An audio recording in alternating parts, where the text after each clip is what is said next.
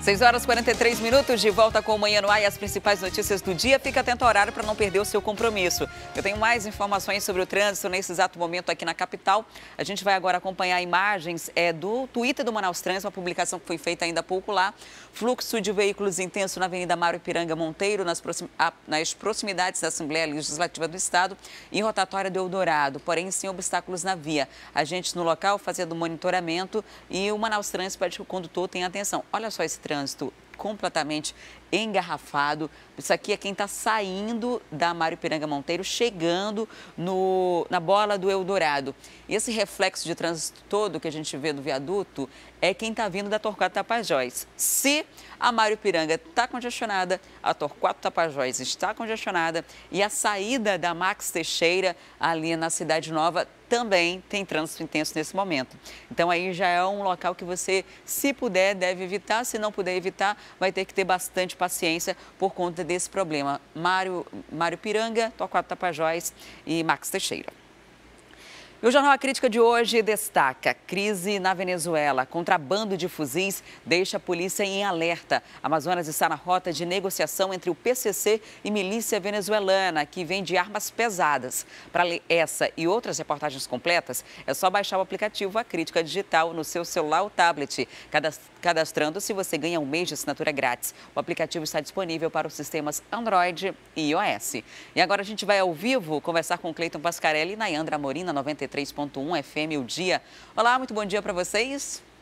Dia. Bom dia, Adriane. A gente acabou de mostrar aqui a capa do Jornal A Crítica, que fala sobre essa ligação do PCC com milícias venezuelanas. E isso é bastante complicado para a segurança no Amazonas, porque a gente está falando de armas pesadas.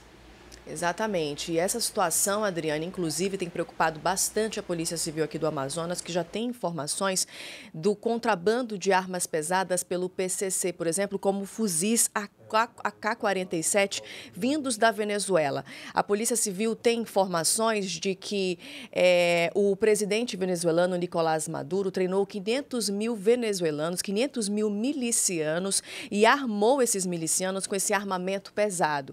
Esses mesmos milicianos têm feito esse contrabando de armas aqui para o Amazonas e já há registros de que o PCC, né, ou seja, essa facção criminosa está se armando de forma pesada, inclusive usando fuzis AK-47, e é por isso que a polícia agora está em estado de alerta, Adriane. Isso deixa esse alerta muito evidente. Aqui no Amazonas em si, o PCC não tem tanta força, né? Aqui a principal facção criminosa é a FDN, que tem ligação com o Comando Vermelho. Mas, e depois também da execução que teve lá no Compage, no ano passado, perdeu mais força ainda. Mas a partir do momento que essa facção começa a buscar aliados, recrutar piratas, isso pode fazer com que ela realmente se fortaleça e aí cria-se uma guerra de tráfico dentro do estado, sem contar com essa passagem de drogas que fica mais facilitada, né? Exatamente. Olha, o coordenador do Departamento de Repressão ao Crime Organizado da Polícia Civil do Amazonas, inclusive, se mostrou muito preocupado com isso, porque a partir do momento que as fronteiras do Brasil se abrem para os venezuelanos, né, até por uma questão humanitária, isso se torna cada vez mais perigoso, porque através disso, pessoas de má índole estão entrando no Brasil com esses fuzis, né, que estavam sendo passados para milicianos, que são pessoas de baixa renda da Venezuela, que estavam sendo passados para eles para proteção, né, do governo contra os Estados Unidos, de acordo com informações que a Polícia Civil do Amazonas tem. E esses milicianos de baixa renda preferem milhões de vezes vender esse armamento para as facções criminosas, porque eles conseguem mais recursos. Imagine você que, às vezes, dependendo de como tiver a inflação do país venezuelano, R$1 equivale a 12 bolívares, às vezes até mais. Então, é muito dinheiro que se está falando. Se eles venderem em dinheiro real ou até mesmo em dólar, que é muito mais valorizado ainda lá no país venezuelano, aí fica uma situação ainda mais complicada. Complicada para a segurança pública aqui do Brasil. E no estado do Amazonas, pior ainda, porque é um estado de passagem e é onde deve ficar esse armamento, segundo as investigações tanto do DRCO quanto do DENARC, que é o Departamento de Narcóticos do estado do Amazonas. Porque apesar do PCC não ter uma expressão aqui apesar do PCC não ter uma liderança mais aqui, porque o líder deles, o Smiley Reis de Sena, de 29 anos, que era o líder, foi preso recentemente ali na região do bairro Nossa Senhora de Fátima, na zona norte de Manaus, né? Era onde, segundo informações da polícia, ele dominava o tráfico de drogas e dali partia para combater a FDN em outras regiões aqui da capital, principalmente. Então, existe essa guerra, mas meio que desproporcional ainda. O que o primeiro comando da capital, né, que é uma facção criminosa do estado de São Paulo, quer fazer é se estabelecer no Amazonas, até porque todos eles entendem que o Amazonas é de fácil acesso do tráfico de drogas. É por aqui que entra a droga que vai ser distribuída no país inteiro. Então, ou o estado do Amazonas pede socorro do governo federal também, para frear essa entrada de armamento e drogas no estado do Amazonas, ou a situação pode ficar ainda pior daqui a poucos anos. Agora, quem poderia imaginar que essa crise na Venezuela afetaria aqui a segurança pública do Amazonas? O que está acontecendo? A Venezuela, por conta de toda essa crise política, essa crise econômica, tem treinado, o presidente Nicolás Maduro tem treinado 500 mil venezuelanos, 500 mil milicianos, melhor dizendo, contra os Estados Unidos. O presidente justifica esse treinamento e ao armar de forma pesada esses milicianos para defender a soberania do país. Então, obviamente, como o Cleiton acabou de dizer, essas armas têm entrada mais fácil aqui no país, como as drogas. A gente sabe que Venezuela chega ao Brasil, os venezuelanos chegam ao Brasil de forma mais fácil e nada impede de que esse armamento pesado que está lá com os milicianos do presidente venezuelano Nicolás Maduro cheguem aqui ao Amazonas e acabe armando de forma pesada essas facções criminosas. E não tem controle nenhum, né, da fronteira. Quem quiser entrar no Brasil vai entrando com muita facilidade.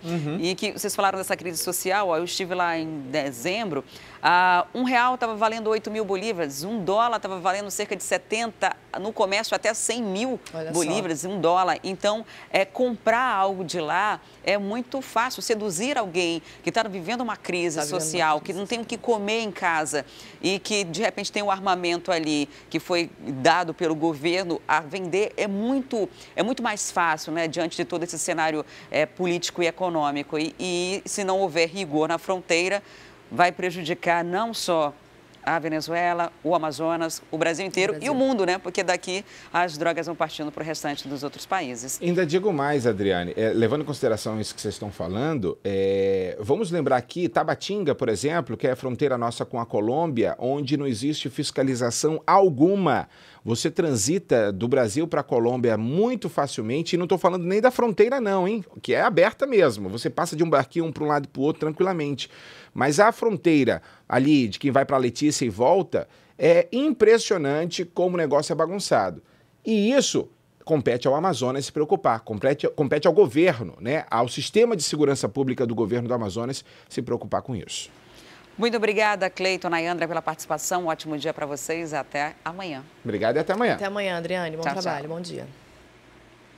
E o pagamento da cota única do IPTU 2018 vence essa semana. Nessa modalidade, ganha 10% de desconto quem pagar o valor total do imposto de uma só vez. Só para dar mais detalhes desse assunto, a gente vai conversar agora com a Thea Morel. Olá, Thea, excelente dia para você. Onde o contribuinte tem acesso à guia de pagamento? Olá, Adriane, bom dia a todos. Olha, normalmente o carnê do IPTU, né, do Imposto Predial e Territorial Urbano, ele chega na casa do próprio usuário, do próprio contribuinte, né? Mas se você perceber que essa entrega não aconteceu, existe um meio muito simples de você adiantar, já a partir de hoje, fazer a impressão desse comprovante, desse boleto para fazer o pagamento em cota única. Você pode fazer essa impressão no site da própria Prefeitura de Manaus, no manausatende.manaus.am.gov.br. É preciso fazer um pequeno cadastro, Adriane, é preciso que você saiba, por exemplo, com que número está cadastrado o seu imóvel. Então, não adianta só entrar lá, colocar o CPF, colocar o nome do proprietário do imóvel, né? É preciso você ter esse númerozinho do cadastro do seu imóvel, do seu apartamento, da sua casa, que está cadastrada lá no IPTU, né? E esse númerozinho, esse cadastro, ele vem no IPTU de anos anteriores. Ele é um número único. Depois que o seu imóvel é cadastrado, esse número fica ali no sistema da Prefeitura de Manaus. Então, se você pegar carnês anteriores, de anos anteriores, você vai poder ver esse número e a partir daí você vai poder inclusive checar a situação do seu imóvel.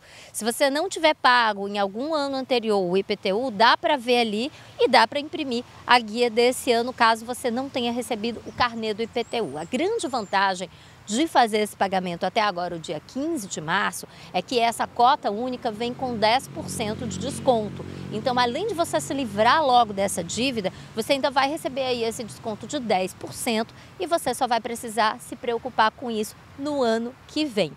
A Prefeitura também fez questão de informar que esse ano conseguiu cadastrar 538 mil imóveis na cidade de Manaus. A gente não tem todas as casas, todos os apartamentos, todos os imóveis pagando IPTU. Existem algumas pessoas que realmente têm uma situação, digamos assim, de moradia muito precária. Essas pessoas não pagam IPTU. Existem determinados tipos de residência que não pagam IPTU. Existem também aquelas pessoas que pela legislação são isentas. Mas nesse ano houve aí esse valor total, esse cadastro que aumentou em relação a 2017. São 538 mil imóveis que estão em condições de pagar o IPTU, 5 mil imóveis a mais do que no ano passado. Isso deveria gerar de receita para o município de Manaus, só com o IPTU, 438 milhões e 900 mil reais. Mas a gente sabe que na prática, Adriane, infelizmente, ainda existe muita gente que não paga o imposto predial e territorial urbano. De acordo com a estimativa da Prefeitura, o pagamento só chega a 51% mais ou menos, ou seja, mais da metade, pouquíssimo mais da metade, é quem realmente faz o pagamento do IPTU. Então, a expectativa de arrecadação da administração municipal é de 220 milhões, ou seja, metade. É uma pena, porque é esse dinheiro que tem que ser investido nos serviços essenciais da nossa cidade, é esse dinheiro que faz serviço de tapa-buracos, é esse dinheiro que faz serviço de conservação de bueiros. Infelizmente, esse serviço não está chegando na administração municipal e essas pessoas que estão inadimplentes também não podem aproveitar esse pagamento de cota única com desconto. Existem outros créditos também que você pode conseguir e lá no Manaus Atende, lá no site do Manaus Atende, está tudo explicadinho. Você pode ver se você tem aí direito a outros créditos que podem aumentar ainda mais esse desconto do imposto predial e territorial urbano. Hoje é dia 13 de março, esse pagamento pode ser feito em cota única até o dia 15 de março. Então tem 2 dias aí para você conseguir fazer a impressão desse cadastro, fazer a impressão desse boleto, se você não tiver recebido o carnê, e fazer o pagamento em qualquer agência bancária. Adriane. Tá certo, Té. Olha, o meu carnê chegou em casa, eu já dei uma olhadinha. A primeira página é já essa opção de cota única com desconto de 10% e as demais já estão em parcelamento. Então, só para reforçar essa data de 15 de março, mesmo quem não pagar em cota única, a primeira parcela vence no dia 15 de março. Então, fique esperto aí para não ter que pagar com juros esse carnê do IPTU. Obrigada, Té, pelas informações.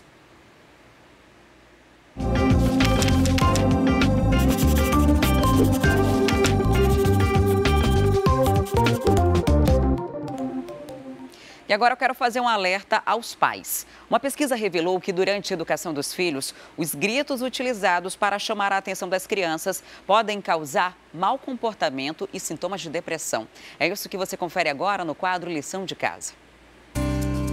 Maria Eduarda tem 4 anos. Assim como toda criança, gosta de brincar e passar de alguns limites, mesmo a mãe acompanhando tudo de perto. Quando ela ultrapassa o limite, assim, geralmente eu pergunto por que ela fez, que a gente sempre fica preocupado, né, em saber por que ela está fazendo aquilo, para saber se tem alguma influência de desenho ou de alguém que ela viu na escola, e a gente se preocupa muito com isso. E aí eu pergunto por que ela fez, e às vezes ela diz, às vezes não, muitas vezes ela diz que não viu ninguém fazendo, e aí eu falo para ela que não é bom, que isso não é agradável, né? E ela leva a sério isso. A Eliana até que orienta. Você vai brincar aqui, né? Que você tem que ter cuidado para não se machucar, tá bom?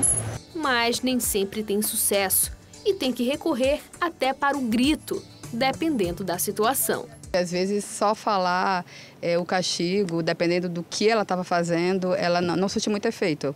Algumas vezes surte efeito, mas às vezes, além disso, também eu corrijo na disciplina, dando algumas palmadas, sim.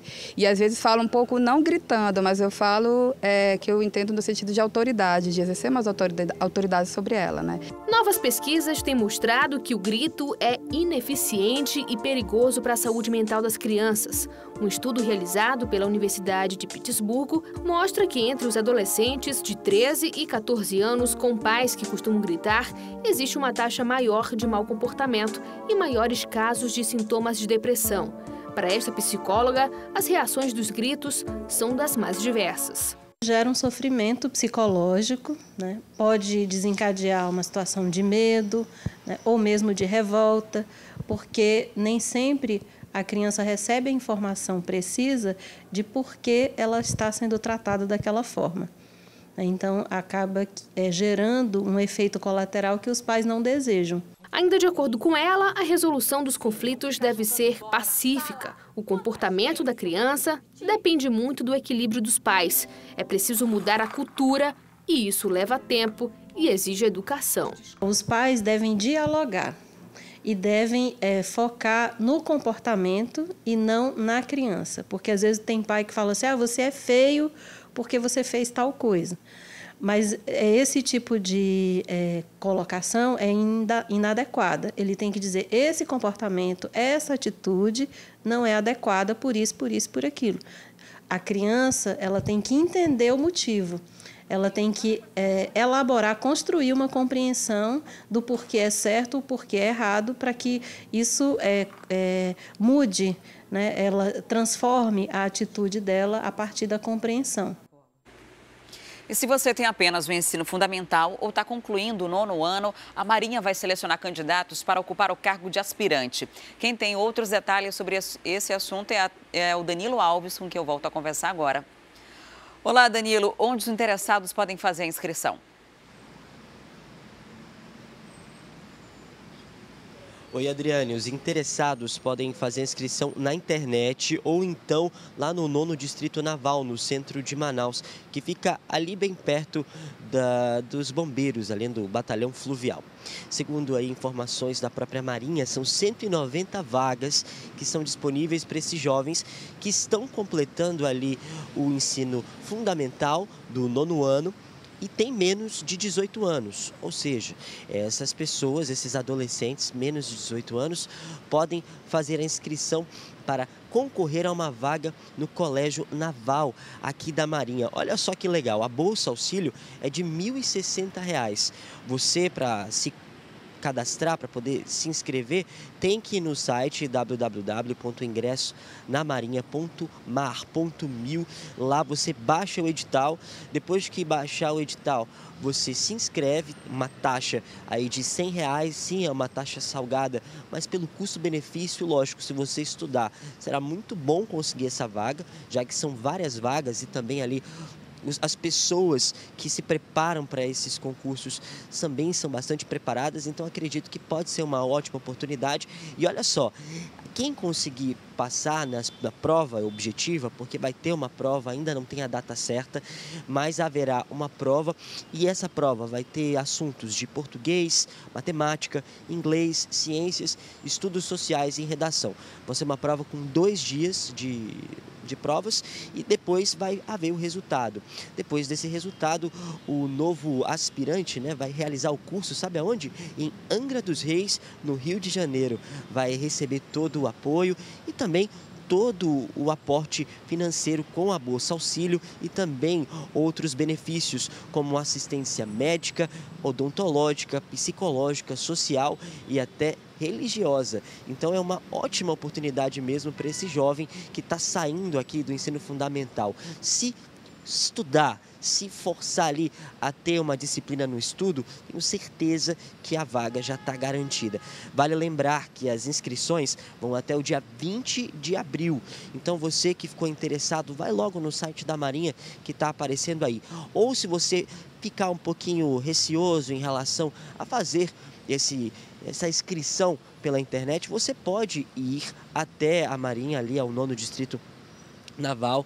Chega lá, você pode se informar de todas as questões para poder começar ali a se inscrever para esse concurso e, claro, né, fazer todo o seu trabalho pessoal, que é estudar, para poder conseguir essa vaga. Não é muito legal, Adriane, você conseguir uma bolsa, um adolescente de R$ 1.060, muitos adolescentes que querem essa vaga são ali de classe C e D, muitas vezes os pais não têm um dinheiro, um aporte financeiro para ajudá-lo em alguma escola particular, e ter essa ajuda, além de todos esses benefícios, acredito que é uma oportunidade muito boa, né, não? É assim, Danilo, e de quebra ainda conhece Angra dos Reis. Muito obrigada pelas informações. E agora são 7h03. Se você começou a acompanhar o Manhã no Ar nesse momento, não tem problema não, porque a gente preparou um resumo das principais notícias até aqui. Confira. Pai tenta estuprar a filha de 7 anos. O homem foi preso em flagrante suspeito de estupro de vulnerável no Cidade de Deus. Segundo a polícia, ele buscou a filha no colégio e, na volta para casa, a levou para o matagal. Moradores presenciaram o fato e denunciaram.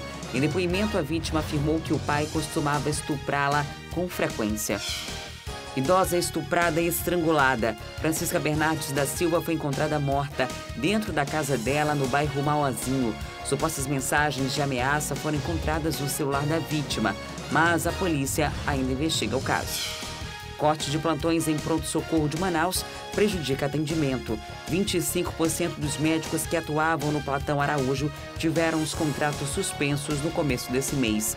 A Suzan informou que os serviços foram adicionados na gestão passada como parte de um plano emergencial e que deveriam ser encerrados em 90 dias.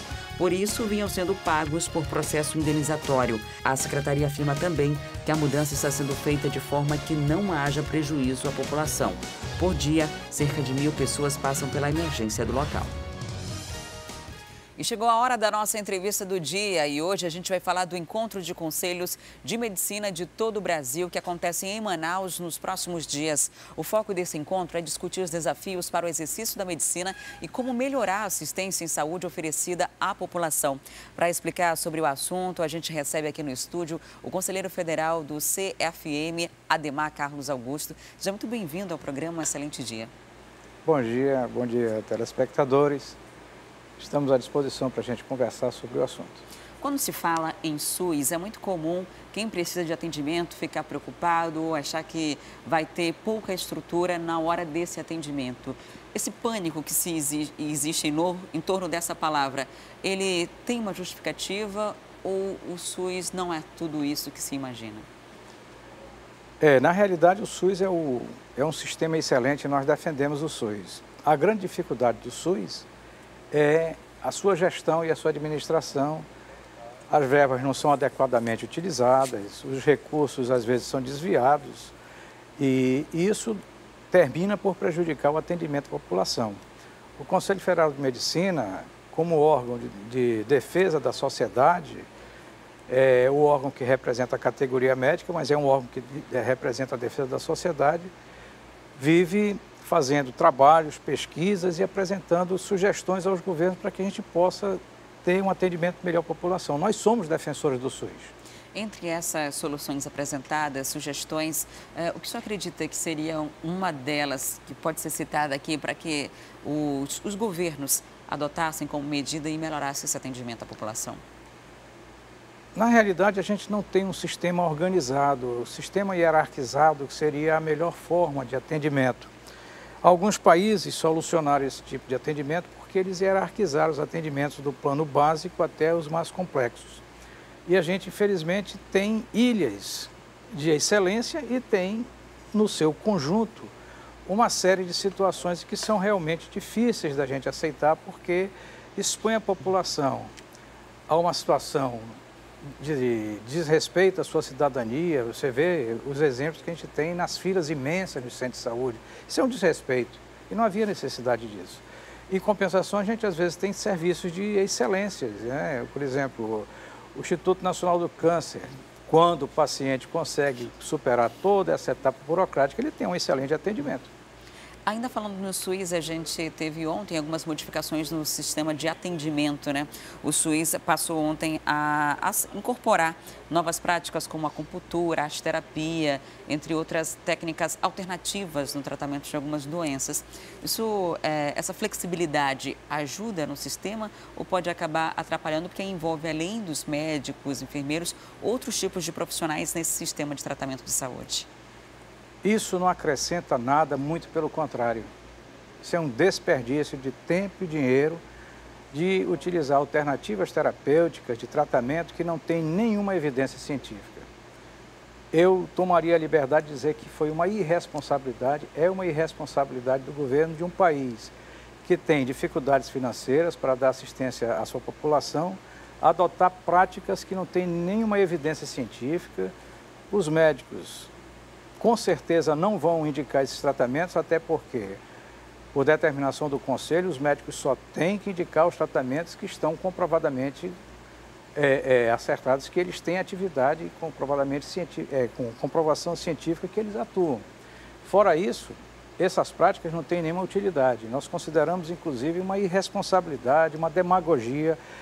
Eu diria até mais longe. Eu considero isso uma falta de respeito com o povo brasileiro. Aplicar esse tipo de coisa que não tem nenhuma utilidade. Eu curar a tua dor de cabeça impondo as minhas mãos sobre a tua cabeça, qual é o poder que eu tenho? Nenhum. Essas práticas que não têm comprovação científica são também como as questões religiosas envolvendo tratamentos. Aqui na nossa região, aqui no Amazonas, é muito comum a questão cultural indígena, tratamentos alternativos, plantas medicinais, entre outras coisas.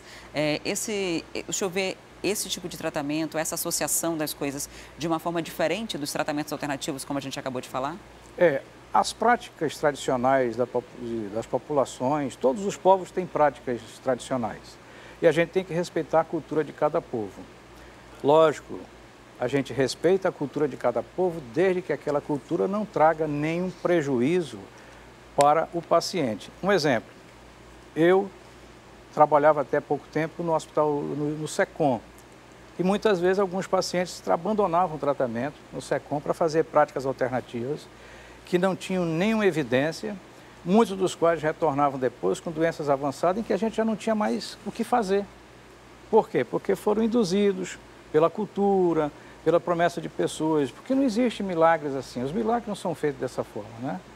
Então, essas práticas, elas podem existir em respeito cultural, mas do ponto de vista científico, a gente pratica aquilo que comprovadamente na ciência mostra que existe resolutividade. Fora isso, a medicina não apoia. Porque como é que eu vou indicar uma prática para alguém que eu sei que ela não vai ter nenhum benefício? Isso seria um desrespeito, uma discrepância. Então a gente não aprova de jeito nenhum. Isso são coisas distintas. Tá? A gente respeitar a cultura de um povo é uma coisa. Eu respeito a rezadeira, eu respeito o chá, desde que dentro do âmbito cultural. Agora, em termos de reconhecimento científico, não, isso não existe. De que não se abandone o tratamento não mais se convencional. Abandone o tratamento. Agora, essas questões vão ser discutidas, né, durante o evento que vai acontecer aqui em Manaus, assim como outras, né? O que deve ser o foco mesmo, com todos os conselhos de medicina se reunindo aqui no Amazonas? Nós temos uma pauta no encontro, né? No encontro dos conselhos, onde a gente estabelece alguns critérios de assuntos que são de interesse tanto da categoria médica e principalmente da sociedade brasileira. Hoje nós temos vários desafios. Um deles é a questão da formação médica, que virou um comércio, me perdoe a palavra, mas não existe outra, criminoso, de abertura de faculdades sem nenhum critério em cidades que não têm condições de funcionar. Agora mesmo nós temos um grupo de estudantes questionando lá na cidade de Coari, abriram lá vagas de medicina e não tem nem médico para atender a população, como é que vai ter médico para ser professores? Aí eles estão lá abandonados sem aulas, então a gente está dando esse tipo de exemplo. Em várias cidades. Eu sou amazonense, nascido e criado nessa terra. Me perdoe, eu gostaria muito que tivesse curso de técnico de todo tipo aqui, para que os meus irmãos amazonenses tivessem acesso à informação e educação, mas com critérios, sem desperdício, em que a gente possa realmente executar o curso. Agora, você, com toda sinceridade, você conhece Iranduba. Você acha que Iranduba tem condições de ter uma faculdade de medicina? Não tem nem médico para atender a população, como é que vai ter uma faculdade de medicina? Parintins, Itacoatiara. Nós somos amazonenses, a gente conhece o nosso interior. Como é que o MEC autoriza a abertura de faculdade de medicina nessas cidades? Isso não é uma irresponsabilidade? Ah, está levando educação, facilidade de educação ao povo? Não, isso é falta de respeito, porque a gente dá para o povo aquilo que o povo precisa, dentro de critérios que o povo possa ser beneficiado, não do ponto de vista demagógico nem politiqueiro. Quem quiser participar do evento, do encontro, pode participar, aberto à população, apenas para um grupo específico? Como é que funciona? Não. O encontro é dos conselheiros e alguns convidados, mas se alguém quiser ir lá assistir, apesar de ser um evento fechado, mas alguém, se quiser ir lá assistir, pode assistir, não tem nenhum problema. Isso aí é nós somos, como nós dissemos, um órgão de defesa da sociedade. O Conselho Federal e os regionais são órgãos de defesa da sociedade. Vai ser aonde o evento? No César Business, aqui na Darcy Vargas, ali próximo do Amazonas Shopping. Começa hoje, dia 13, né? E termina na quinta-feira, dia 15, de 9 da manhã às 18 horas. Muito obrigada por sua visita aqui no Manhã no Ar, por trazer esses esclarecimentos para a gente. Sucesso no evento. Muito obrigado, eu agradeço a atenção e nós estamos à disposição para vocês, alguma outra necessidade. Recebi o Ademar Carlos Augusto, conselheiro federal do CFM. E pessoas com deficiência, familiares, responsáveis e cuidadores agora podem solicitar a emissão do RG de forma diferenciada. Quem explica para a gente os detalhes é a Thea Morel. Olá, Thea. Esse atendimento vai ser feito onde? Conta pra gente. Bem, Adriane, esse atendimento a partir de agora está centralizado na Secretaria de Estado da Pessoa com Deficiência, né?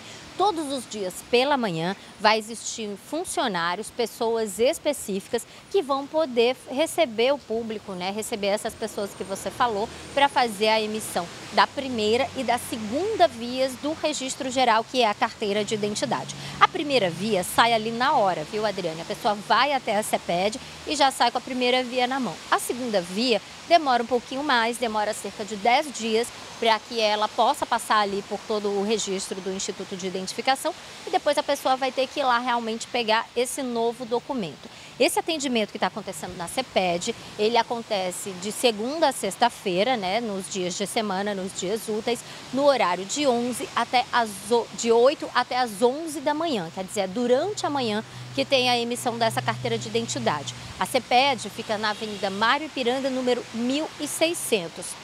E tem aí um serviço diferenciado, viu, Adriane? Porque, por exemplo, para as pessoas que têm problemas auditivos, existe ali uma pessoa especializada para atender em Libras, se for necessário. E fora isso, aqueles deficientes que têm problemas de locomoção podem fazer o agendamento para que essa carteira de identidade seja retirada em domicílio. Ou seja, vai uma pessoa específica para fazer a retirada da carteira de identidade dessa pessoa na casa dessa pessoa.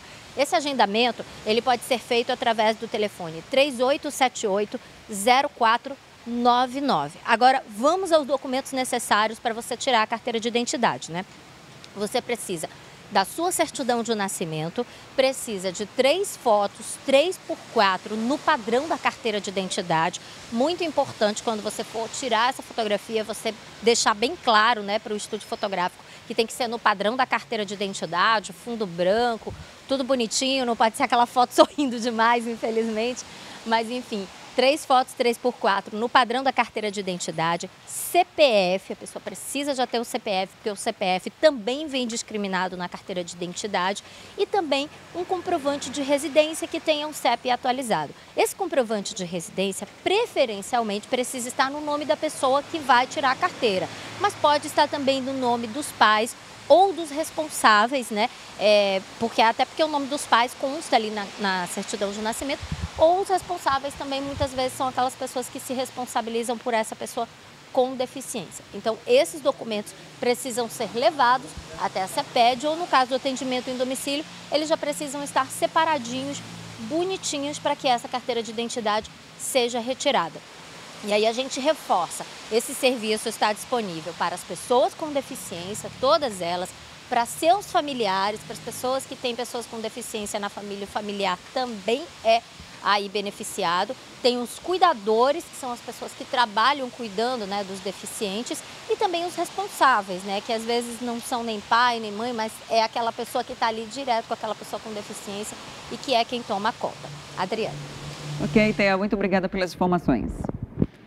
E daqui a pouco a gente volta com as notícias do esporte, dicas para você que gosta de artesanato internacional. Isso mesmo, não saia daí, eu volto já.